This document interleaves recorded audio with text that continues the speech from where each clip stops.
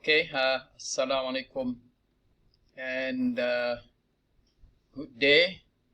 I'm going to take several few minutes to explain about the potential FYP project in this year 2022. My name is Luqman bin Ismail, Associate Professor, Technologist, Dr. Luqman bin Ismail. About myself, there's a picture of myself. Then I'm as an associate professor in the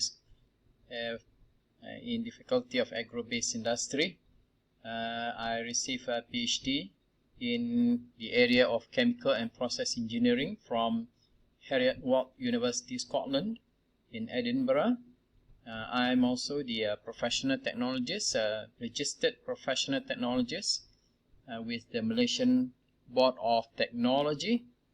I did a postdoctorate program in Queen's University, Belfast in Northern Ireland, and I am also a professional member of Malaysian Institute of Food Technology.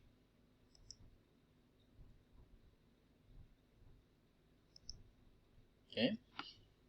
In Faculty of Agro-Based Industry in FIAT, Fakulti Industri Asas Tani, I taught several subjects such as food security, halal, halal product development, and my core subject is unit operation for food industries. Yeah, because my background is in chemical engineering and food technology.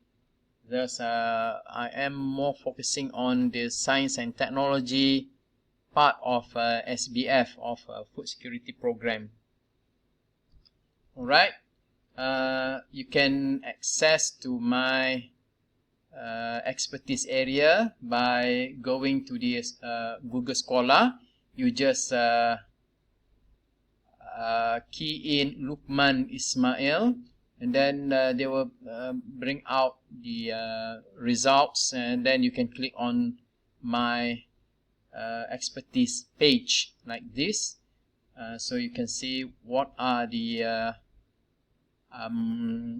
papers or publication that's being published, me as the author and co-author. Yeah, so you can search for my expertise area from Google Scholar. Okay, my field of research is more on food science and technology as well as in food security. So most of my FYP students doing research in food science and technology as well as in food security. So these are the examples of past final year project that's been conducted under my supervision, starting from 2016. All of these students are from SBT, yeah? SBT program. For example, Noor Azida Afini did in crystallization kinetic of sugarcane solids. Air tebu tu bila kita keringkan, dia akan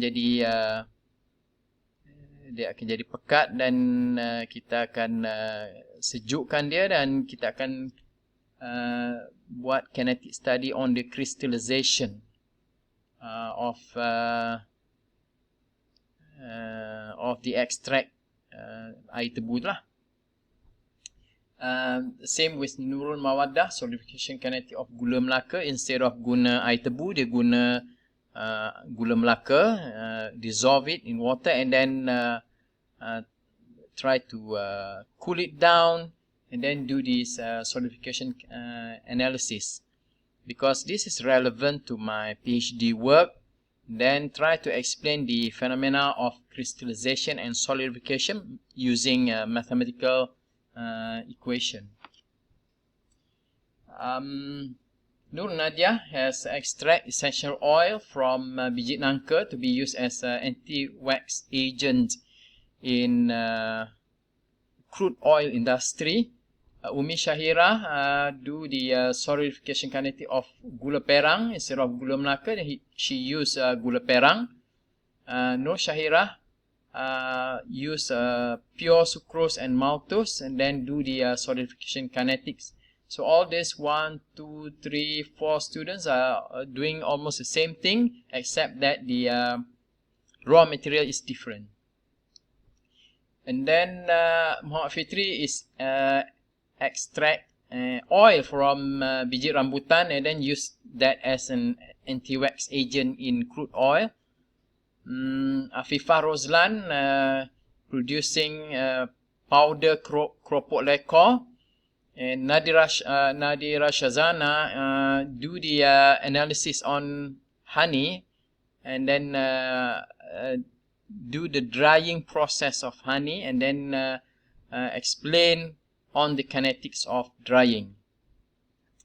And then the next year, one of my students do the extraction of the dyes from bunga telang. And then we have the solidification again, study production of gelatin from bone. So Nurul Hazwani has produced gelatin from bone and then study the solidification kinetics. And then Mok Chi Yan compare the solidification between virgin coconut oil and virgin coconut oil that's being extracted by her compared to the virgin coconut oil that's being purchased from the supermarket. And then Ahmad Zaki study the biofilm formation in various growth conditions. Biofilm, when you letak air dalam berdi for example, and then biarkan selama 2-3 hari, kita boleh rasa ada biofilm tumbuh dekat permukaan baldi. So he studied on the growth of biofilms onto the surface of several vessel, bekas makanan, besi macam mana, kalau kita guna aluminium macam mana, kita guna plastik macam mana. So bekas macam mana yang boleh menyebabkan biofilm tumbuh laju ya. And then you have Abdul Rahman did the extraction of animal fat and then do the solidification study. So dia keluarkan lemak daripada daging lembu dan daripada lemak itu dia buat kinetic study on solidification. And then another student do the qualitative analysis of cincau drink. So this is producing cincau drink using gelatin and carrageenan. So this is a new kind of product. Dia tak menggunakan agar-agar tapi menggunakan gelatin dan carrageenan. And then one of my students do the solidification phenomena of chicken blood. Darah ayam ni kalau kita tinggalkan lama-lama dia akan menjadi keras ya, dia jadi solid. Jadi dia study on the solidification phenomena lah, berapa lama dia akan jadi keras. Bila jadi keras, dia akan melekat pada permukaan dan menyebabkan kesukaran untuk kita basuh ya. So ini dalam bidang hygiene of food industry. And then one of my students do the glycemic index for rice to reduce glycemic index for rice menggunakan so kalau kita buat nasi lemak misalnya kita gunakan santan, yang ni dia gunakan minyak kelapa dara, and then terbukti dia boleh mengurangkan glycemic index ya.